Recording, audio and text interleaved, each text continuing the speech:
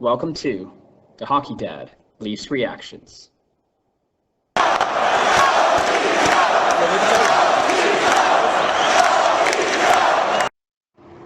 All right, so game 51, Toronto Maple Leafs versus Vancouver Canucks, whose season is basically over now.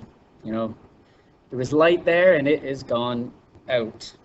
This game, everyone's back. Foligno's back in, Muzzin's back in, Riley's back in, and Engvall, you're out. Liljegren's out. Harper out.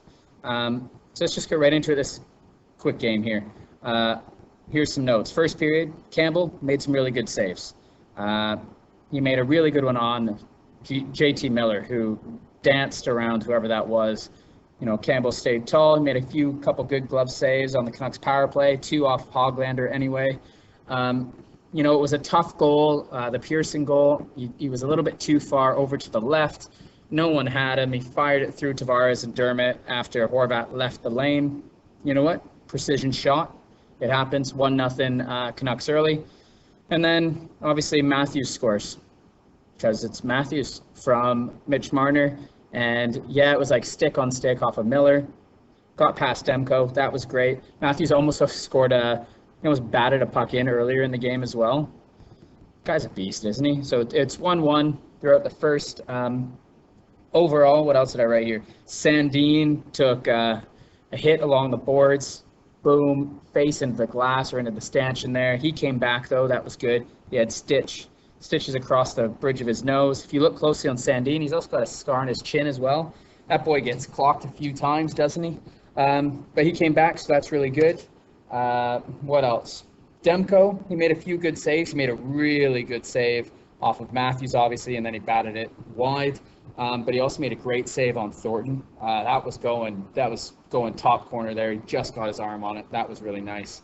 Overall, though, after the first, Canucks with the edge. They had a really good power play. Great movement there. Hoglander obviously had his 2 chances. Besser had a tip that went wide. At the end of the first, the shot scoring chances were in the Canucks' favor, 24-7. And in my head, I was like, okay, maybe this will be like the Leafs games previously when I think it was the Leafs had 50 plus. I think they might have said 54 scoring chances to Vancouver's 17, and they lost both games. So I was thinking, okay, maybe that'll happen this game. On to the second period, and VC gets stopped early. Then Matthews with the giveaway, and Campbell has to make a great stop on Pearson. Pearson stared him down, and you know Campbell probably just gave him a wink and a little smile thereafter. And then, of course, Toronto capitalizes on Alex Edler, who's really looking his age now.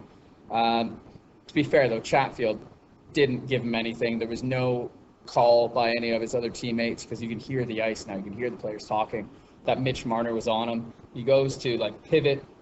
Marner, stick in there, poke check off, feeds Matthews. Foligno drives the net, takes out 2 Canucks with him. Matthews scores, glove side. Beautiful goal, 2-1.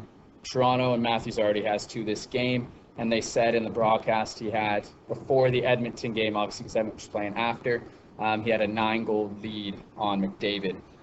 Throughout the second period, Demko and Campbell, they both get some good chances to shine. They make some big saves, and that's how the period ends. So let's just bounce to the third period, and you know what? Fourth line, they're still doing it. They're still doing it. They get on the board.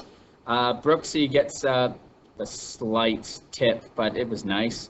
You know, the line of the 2 veterans, Thornton and Spezza, mixed with this young kid, Adam Brooks, it's just awesome. The whole first period, the broadcast was basically just saying, they had something ridiculous, 2,499 points or something like that combined.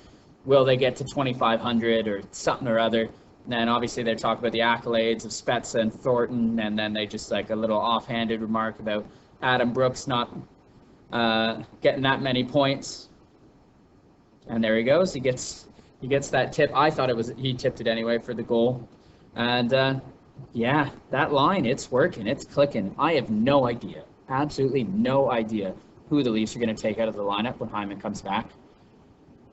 Who do you take out? And you know what? You could say, oh, they'll take out Galchenyuk. He scored tonight. He was great he was great hustling, fighting in the corners. He obviously got that goal when puck got down low to William Nylander in front of that. He's either scoring, he's going to set up a chance. A nice save by Demko at that time, but then Galcheck with the poise, bringing it to the backhand, putting it high over the glove/pad. How do you take that out of the lineup as well? It's hard. What are the Leafs going to do? But at the same time, they have so many options. And what I really liked, and I noticed in this game, is the Leafs were able to generate chances in the third period. That was a bit different than the first two. So the first two periods, the Leafs were getting the puck down low behind the goal line and feeding it out front. Foligno had like a flub of a shot chance, but he had it. Matthews obviously scored both his goals that way. Guy from behind the net, behind the goal line, getting it out to him. So Vancouver tried to adjust for this, and they played a little bit higher into their own zone, more near the hash marks, the bottom of the circle. They weren't getting as low on the puck carrier, the guy who had the puck down low. And instead what happened was that allowed for the Leafs to actually, instead of just throwing it out there willy-nilly, they took their time. William Nylander was able to come out, get a short side chance. Wayne Simmons did a walkout as well. So it was a good adjustment on the fly by the Leafs as well. Vancouver adjusted to what was happening and what was working for the Leafs. And then the Leafs just adjusted right back. They didn't keep going to the well one too many times. They adjusted. And heck, they didn't score on a couple of those plays, but they were able to do it. And that was great to see. Good reading. And there you have it. The Leafs win. And they win again. Is that 5 in a row now or something like that? It was good. You know what? They lost those 2 games to Vancouver.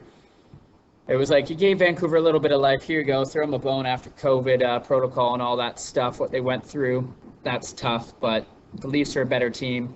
They showed it in the end, even though Vancouver did outplay them, especially in that first, even the second period. Leafs take it, though. They take it 5-1 because Jumbo Joe with the sealer, he's points for that man. He scores in the empty net to finish it off. And yeah, the Leafs are 33-13-5. They get an even bigger lead in the standings, even though Edmonton won again tonight. Connor McDavid, holy hell, boy. What did he get? He had another 3 points tonight, a goal and 2 assists tonight. Draisaitl 4 assists, but goal and 2 assists. So again, he's the leading scorer. He's trying to get to that 100. There was a conversation on the Steve Dangle podcast. They were talking about how McDavid is so much better than everyone else that other players of like high caliber, by the end of their careers, you're going to look and be like, why don't they have these awards? And the big one was Austin Matthews. Like, he'll probably never win an MVP because he has to deal with Connor McDavid. The good thing about Matthews is he's got, obviously, the Rock Richard it's in the bag, right? McDavid has 29 goals this year. Matthews has, 38 goals? Ridiculous. McDavid, by the way, 87 points in 49 games. So what do you have, 7 games to go? 13 points. Not impossible for him. Sorry, I've just gone off on a little tangent there, but that's it for me.